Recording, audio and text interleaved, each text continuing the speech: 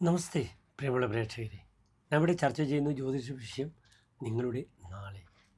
നിങ്ങളുടെ നാളെയിൽ നാം ചർച്ച ചെയ്യുന്നത് നാളെ 2026 ജൂലൈ മാസം 8-ാം തീയതി ബുധനാഴ്ച, അതായത് 1201 മിഥുനമാസം 24-ാം തീയതി. നാളത്തെ ബുധനാഴ്ചത്തെ രാഹുകാലം നിങ്ങൾക്കറിയാം. 12 മുതൽ 1:30 വരെയുള്ള സമയം ശുഭകാര്യങ്ങളൊന്നും തന്നെ അനുഷ്ഠിക്കാറില്ല.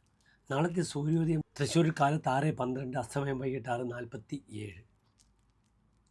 നാളത്തെ തിഥി ഉച്ചയ്ക്ക് 12:20 വരെ കറുത്തപക്ഷത്തിലെ അഷ്ടമി തിഥിയാണ്. തിഥി വളരെ ദുർബലമായിക്കൊണ്ടിരിക്കുകയാണ് കറുത്തപക്ഷത്തിൽ. പ്രത്യേകിച്ച് സപ്തമി കഴിഞ്ഞാൽ പിന്നെ പറയുകയും വേണ്ട. കറുത്തപക്ഷത്തിലെ അഷ്ടമി വിവാഹത്തിന് നല്ലതാണ്. ഒരുപക്ഷെ നാളെ വിവാഹം നടത്താൻ ഏറ്റവും നല്ലതാണ്.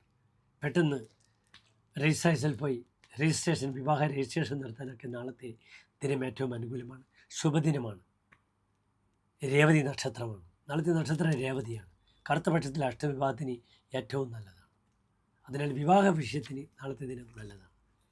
നാളെ 12:20 വരെ ഞാൻ സൂചിപ്പിച്ചു കറുത്തപക്ഷത്തിലെ അഷ്ടമി. അത് കഴിഞ്ഞാൽ പിന്നെ കറുത്തപക്ഷത്തിലെ നവമിയും റിക്താതിഥിയാണ്, ഒഴിഞ്ഞ തിഥിയാണ്. ശുഭകാര്യങ്ങൾക്ക് ധനപരമായ വിഷയത്തിന് നല്ലതല്ല. നാളത്തെ നക്ഷത്രമാണെങ്കിലോ രേവതി നക്ഷത്രമാണ്. രേവതി ശുഭനക്ഷത്രമാണ്. അത് ഉത്രത്രയത്തിൽപ്പെടുന്ന നക്ഷത്രമാണ്.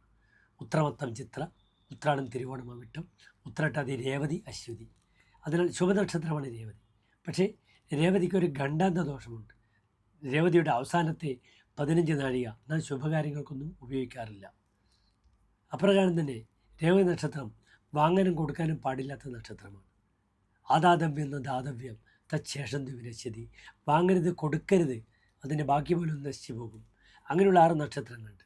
കൃത്രിക, ഭാഗ്യം, മൂലാശ്ച, മംഗ, ചിത്രാച, രേവതി.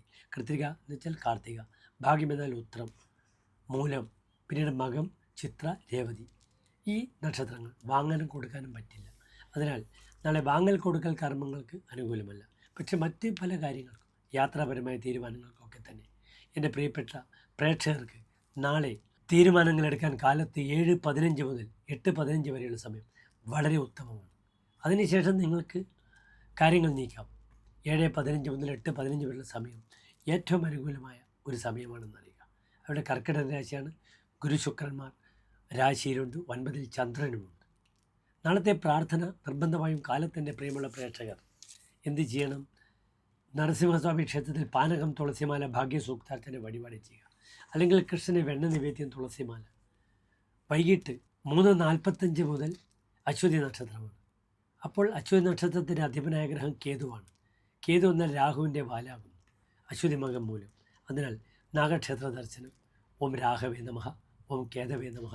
സർപ്പക്ഷേത്രത്തിൽ ആയില്യപൂജ, അല്ലെങ്കിൽ നാഗക്ഷേത്രത്തിൽ നവഗ്രഹത്തിൽ രാഹു കേതു അർച്ചന ചെയ്യുന്നതും ശുഭകരമാണെന്നറിയുക. നന്ദി, നമസ്തേ.